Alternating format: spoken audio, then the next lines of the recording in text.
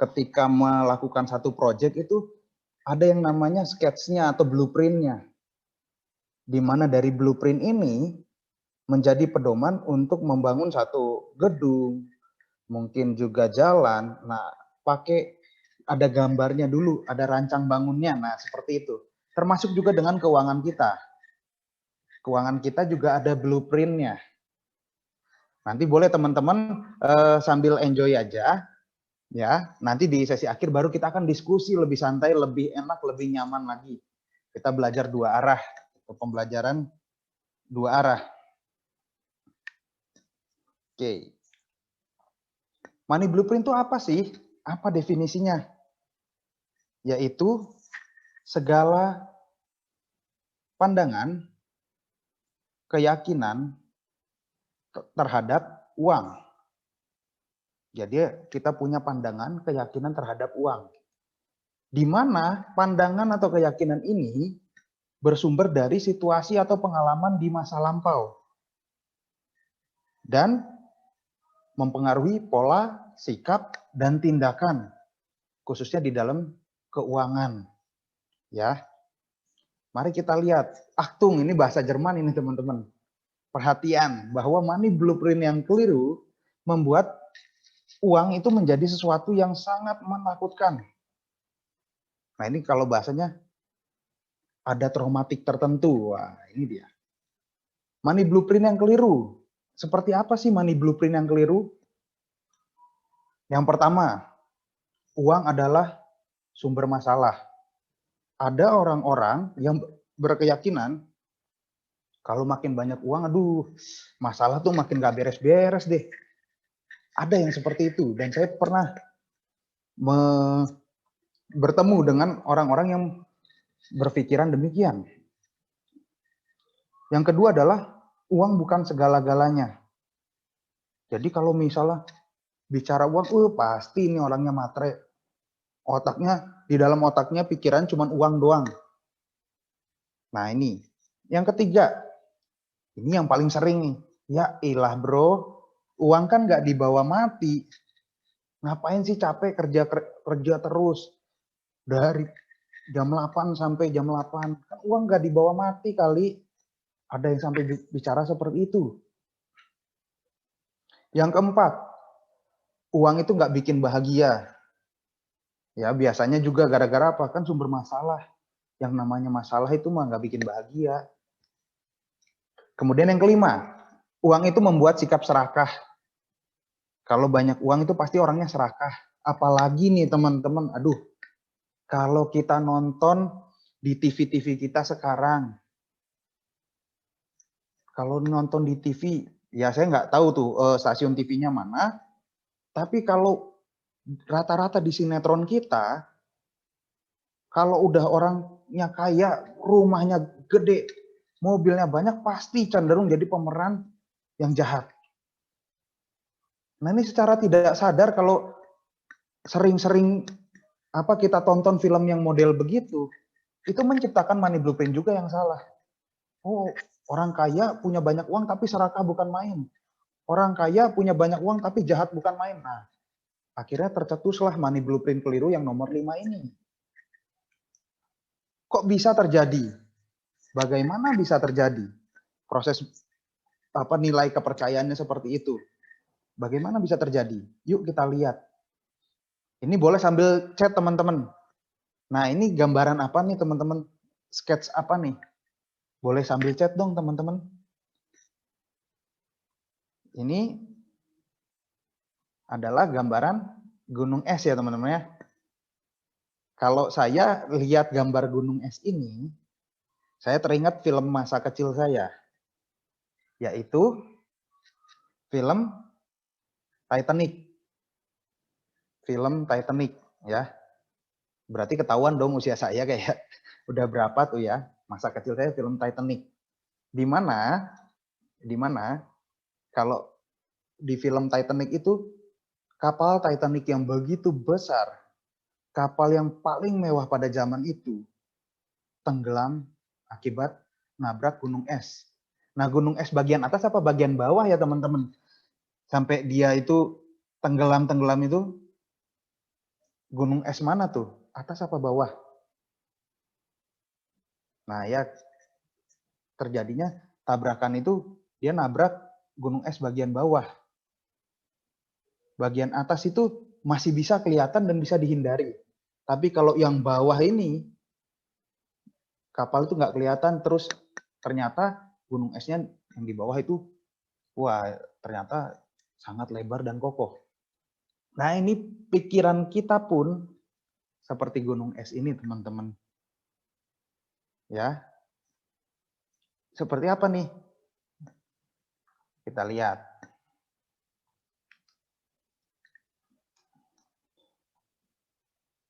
Nah, di mana yang bagian atas, gunung es bagian atas itu adalah pikiran sadar. Pikiran sadar. Dan gunung es bagian bawah yang tidak kelihatan itu adalah pikiran bawah sadar, teman-teman. Di mana pikiran sadar itu hanya mempunyai impact, pengaruh, hanya 15% dalam kegiatan sehari-hari kita. Dan alam bawah sadar punya pengaruhnya 85%. Ya, perbedaannya sangat jauh, 15 dan 85%. Sangat jauh. Nah, bawah sadar itu bentuknya apa? Belief atau nilai keyakinan kita. Kemudian mindset atau pandangan kita, sudut pandang kita, pola pikir kita. Itu dibentuk oleh alam bawah sadar kita, pikiran bawah sadar kita. Nah, kalau bagian pikiran sadar itu berbentuk apa? Tindakan nyata, action. Itu produk dari atau hasil dari pikiran sadar. Dan setelah ada tindakan nyata, maka ada result, ada hasil. Itu juga akibat dari pikiran sadar. Nah, ada beberapa pandangan juga yang bicara gini, teman-teman. Kalau usia pikiran sadar kita itu adalah usia kita dikurangin 12 tahun. Jadi usia saya nih 27 tahun, dikurangin 12 tahun. Berarti usia pikiran sadar saya itu berarti 27 kurang 12, 15 tahun. Kenapa? Karena 0 sampai 12 saya belum punya pikiran sadar penuh. Ya, namanya masih anak kecil, masih dunianya dunia bermain, dunia senang-senang. Kan belum ada pikiran sadar penuh. Kalau sadar penuh itu sudah mulai mengerti, baik, buruk, benar, salah. Nah, itu kan sudah mengerti. Nah, itu biasanya terjadi pemikiran baik, buruk sudah mulai tahu itu ketika usia 12 tahun ke atas. Nah, kalau usianya bawah sadar, alam bawah sadar kita gimana, teman-teman? Dengan caranya usia kita hari ini ditambah 9 bulan. Jadi usia saya 27 tahun 6 bulan. Maka usia alam bawah sadar saya itu adalah 28 tahun 3 bulan. Nah, kenapa kok ada 9 bulan? Karena alam bawah sadar tetap bekerja. Walaupun kita masih di dalam kandungan ibu kita.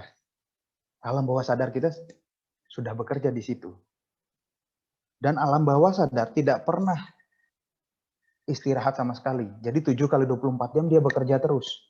Sementara pikiran sadar ketika kita tidur ya tidur. Dia istirahat. Tapi alam bawah sadar terus bekerja 7 kali 24 jam. Itu perbedaan daripada pikiran sadar dengan pikiran bawah sadar.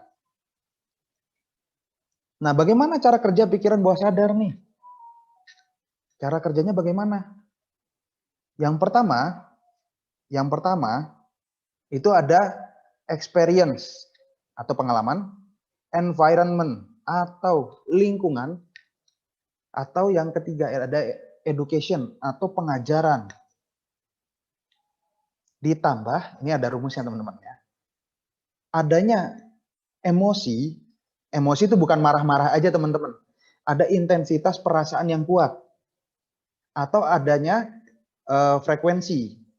Atau misalnya sering, tingkat keseringannya. Maka sama dengan itu jadi satu belief di dalam alam bawah sadar kita, pikiran bawah sadar kita. Jadi subconscious mind. Contohnya gimana nih? Gimana nih? Contoh ya teman-teman, contoh ya. Misal nih, ketika kita usia 5 tahun, ketika kita TK atau mungkin sudah SD, di situ tuh sangat sering guru kita nanya, cita-citanya mau jadi apa anak-anak? Tercetuslah seorang anak bilang, wah saya mau jadi dokter. Saya pengen jadi dokter. Pulang ke rumah, dia cerita ke orang tua, Bapak, Ibu, tadi di sekolah seru banget. Kita cerita, kita belajar tentang cita-cita di masa depan. Dan saya kepingin banget jadi dokter, kata anak kecil yang usia 5 tahun. Langsung bapak ibunya bilang, misalnya ya, nak, kita tuh harusnya sadar, wajarnya itu kita sadar, nak. Kita kan orang nggak punya, nak. Masa kamu pingin jadi dokter? Itu mahal. Nah ini, yang pertama kita bedah, ada experience, bahwa ada pengalaman yang dimana dia ditentang oleh orang tuanya, bapak ibunya. Kemudian ada pengajaran. Ada pengajaran bahwa apa? Kata orang tuanya atau bapak ibunya, kita ini orang susah, nak, orang miskin nggak punya uang. Ditambah yang kedua nih, adanya intensitas emosi atau perasaan, ada penekanan yang kuat. Ketika anak usia 5 tahun itu dikasih perasaan yang kuat. Dan sering lagi, ya sudah, masuk dah ke alam bawah sadar. Nah pertanyaannya gini teman-teman, kalau dari usia 5 tahun saja, cita-cita anak sudah dipatahkan, bilang kita ini nggak mampu, nak, uang nggak ada, nak. Menurut teman-teman, ketika nanti lulus SMA, apakah dia bisa jadi dokter? Ayo boleh sambil di chat. Nah, apakah bisa jadi dokter kalau kayak gitu? Dari kecil udah nak, Bu, ya kamu ngertilah, pahamlah. Bapak ibumu bukan orang punya. Wah, sampai gitu. Nah, ini akhirnya apa? Lama-kelamaan kalau dibiarkan, ini jadi monster yang namanya money blueprint yang keliru tadi. Padahal juga kalau memang sudah niatnya gitu ya, sudah mau punya kemauan tekad kuat, orang tua dukung, keajaiban pasti terjadi.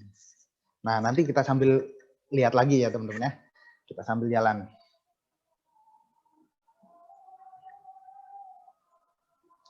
Ini ada salah satu solusi. Solusi pertama, jadilah logis teman-teman. Melawan money blueprint yang keliru, jadilah logis. Jadi logis. Nah, gimana tuh? Yuk kita lihat dengan logika sederhana. Logika yang sangat mudah. Yang pertama, money blueprint pertama bilang apa? Uang itu sumber masalah. Uang sumber masalah. Logika sederhananya adalah justru masalah akan timbul kalau kita memperoleh uang, kita menggunakan uang dengan cara salah. Maksudnya gimana nih? Masalah akan timbul kalau memperoleh uangnya dengan mencuri atau tindakan kriminal. Itu jadi sumber masalah. Tapi selama kita memperoleh uang dengan cara yang baik dan tujuan baik, apakah itu bakal jadi masalah? Tentu tidak, teman-teman. Dan menggunakan uang secara salah. Misalnya menggunakan uang, kita sudah dapat uang dari pekerjaan dan kita gunakan untuk hal-hal yang foya-foya. Untuk hal-hal yang tidak berguna. Ya akhirnya jadi masalah. Ya, akhirnya jadi masalah. Next. Yang kedua, uang bukan segala-galanya, katanya demikian. Yuk kita lihat logika sederhananya. Logika mudahnya apa?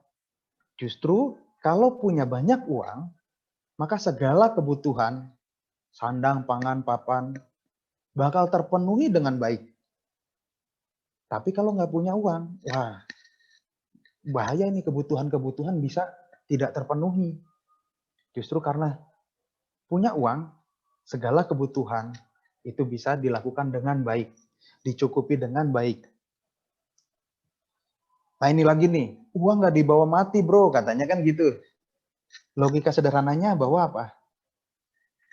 Seseorang meninggal tanpa meninggalkan uang yang cukup, itu justru menimbulkan masalah yang besar bagi keluarga yang ditinggal.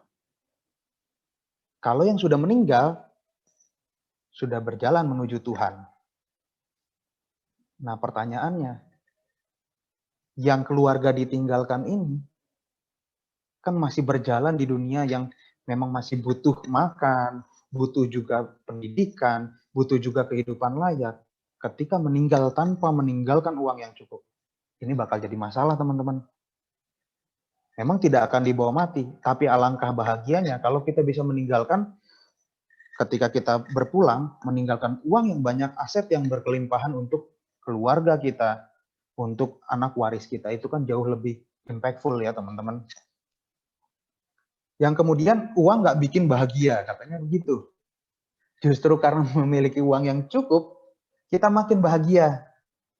Liburan bisa, beli kendaraan yang kita sukai bisa, mau nyekolahin anak sampai luar negeri bisa. Bakal lebih happy, lebih enteng untuk mencukupi kebutuhan-kebutuhan, untuk bisa menjadi pribadi berkualitas. Malah jadi lebih bahagia kalau punya uang banyak.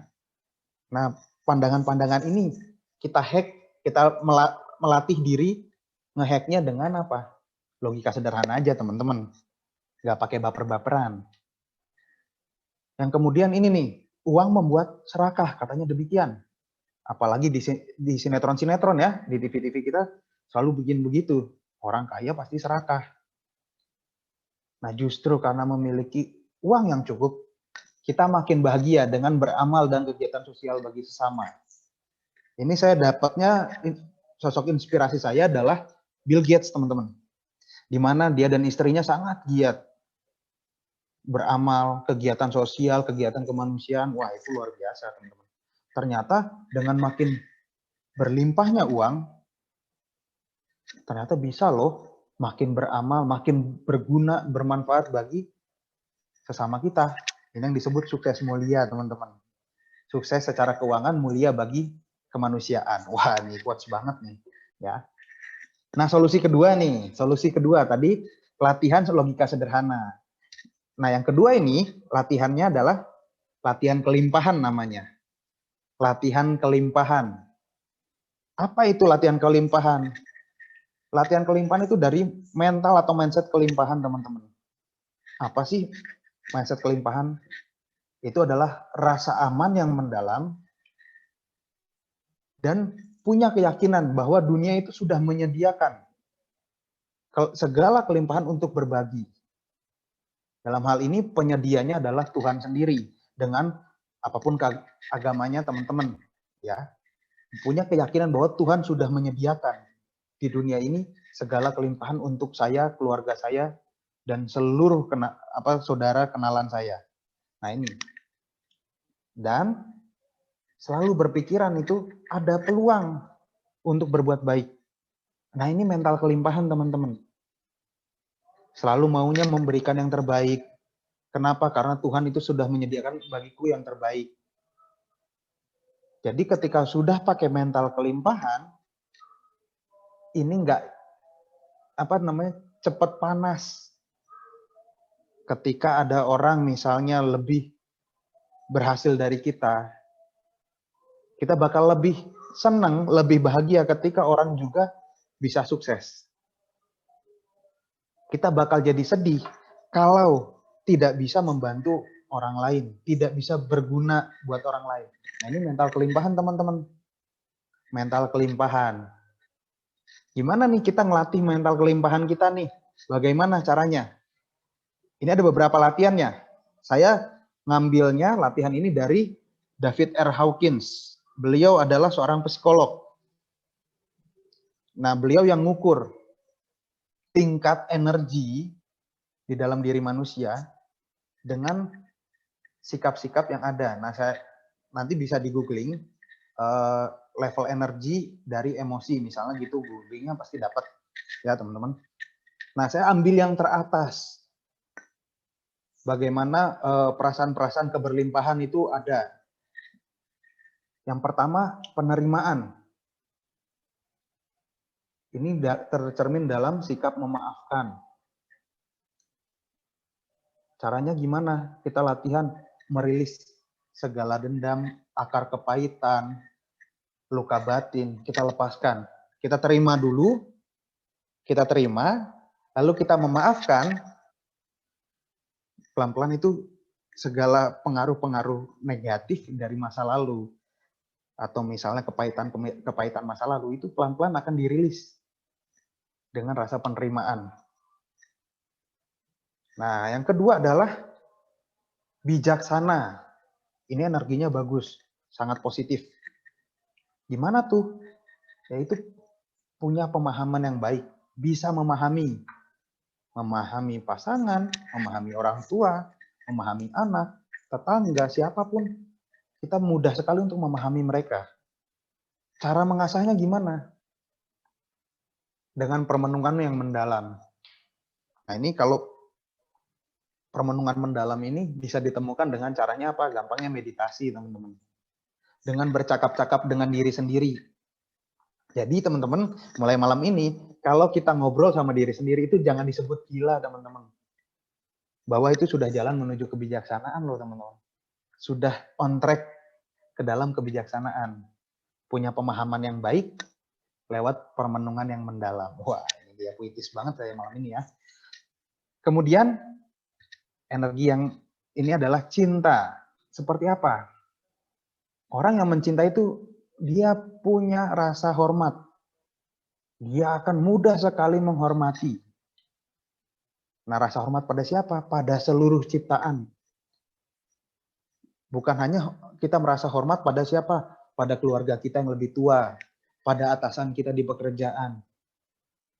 Nah, itu masih belum disebut cinta. Kalau cinta yang kata David R. Hawkins adalah rasa hormat pada seluruh ciptaan.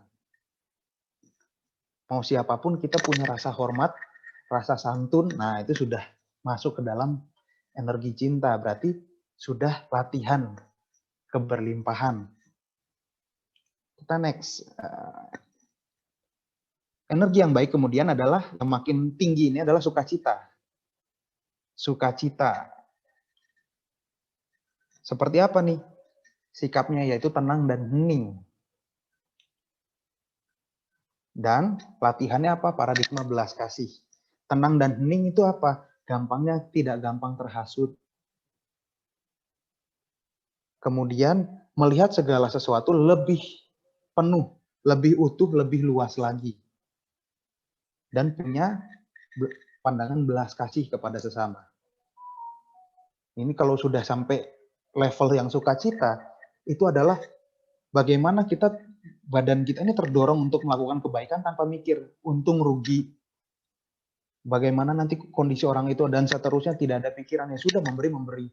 Sudah sangat ringan sekali hatinya untuk punya empati kepada sesama. Ini tandanya sudah masuk energi sukacita. Kita next, ini dia. Kalau secara level energi ini yang kedua teratas. Kedamaian tercipta dalam kebahagiaan yang luar biasa. Nah, ini pemberian diri. Ini ketika kalau kita ikutin studinya David R. Hawkins, ini lebih masuk ke dalam permenungan diri untuk semakin dekat dengan Tuhan sebetulnya. Orang yang punya kedamaian itu pasti bahagia. Dan bahagianya dia tidak mau hanya bahagia untuk diri sendiri. Tapi dia mau berbagi kebahagiaan, berbagi manfaat buat banyak orang. Nah, ini berarti sudah levelnya, latihannya sudah level kedamaian ini teman-teman. Nah, yang kemudian ini adalah energi paling tinggi. Ini energi paling tinggi. Saking tingginya teman-teman, saya tuh masih belum dapat penjelasan yang kata-kata yang pas tentang energi pencerahan ini. Tak terlukiskan ini. Ini sudah tidak terlukiskan. Dengan caranya apa? Ada kebersatuan dengan ilahi. Maksudnya ada kebersatuan koneksi dengan Tuhan. Saking tidak terlukiskannya begitu teman-teman. Jadi kehidupannya sudah benar-benar mau diselaraskan dengan ajaran ketuhanan. Nah, gampangnya seperti itu. Dan ini level paling tinggi. Ini levelnya sudah paling ciamik soro kalau kata orang Surabaya, itu udah paling wah banget ini teman-teman. Pencerahan tak terlukiskan. Nah, kemudian ayo kita berlatih teman-teman. Harapannya setelah sesi diskusi malam ini, sama-sama kita latihan teman-teman. Kita jadi pribadi yang lebih baik lagi. Kita latihan keberlimpahan, kita latihan logika sederhana, akhirnya kita menjadi pribadi yang berlimpah ruah. Latihannya kayak gimana? Nah ini, latihan manajemen emosi sehari-hari. Gimana caranya? Dengan tadi, latihan kelimpahannya ini teman-teman. Cara kedua, ada yang sekarang itu lagi trending banget ini. Semenjak pandemi ini, saya lihat banyak sekali di YouTube, di Instagram, tentang self-healing terapi. Terapi penyembuhan diri. Ada yang caranya hipnoterapi, ada yang terapi alam bawah sadar, ada yang akses bar, ada yang NLP, banyak sekali teman-teman. Dan ini membantu sekali untuk merilis dengan lebih cepat, lebih sederhana, lebih mudah untuk merilis database mental block, money blueprint yang keliru dengan cara self-healing terapi. Dan yang ketiga, visualisasi impian teman-teman. Maksudnya seperti apa? Misalnya teman-teman punya satu goal, satu impian, misalnya saya ingin liburan ke Korea karena saya opa-opa Korea. Misal seperti itu teman-teman. Misalnya seperti itu. Pakai sarana YouTube. Kita ambil misalnya kita ke Korea tuh sukanya kemana nih? Oh kita sukanya ke Nami Island misalnya seperti itu ya. Kita ambil profil dari Nami Island itu di YouTube ya, atau misalnya kayak video tentang Nami Island, dan kita setel setiap malam. Bayangkan, rasakan, dengarkan, kita ada di situ setiap malam. Itu membantu sekali untuk memprogram alam bawah sadar tuh menjadi lebih baik, lebih positif lagi. Divisualisasikan impian. Ini ilmu yang tidak pernah saya dapatkan ketika saya sekolah, ketika saya kuliah. Malah ketika kerja saya banyak dapat ilmu ini.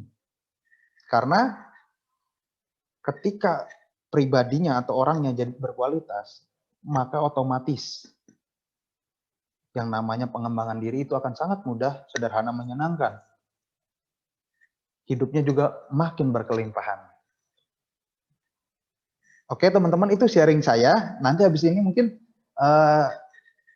nanti akan dipandu lagi sama Mbak Renata gitu ya. Ini terima kasih untuk perhatiannya, terima kasih teman-teman mau luangkan waktunya untuk kita bisa bersilaturahmi, berdiskusi, berbagi rasa.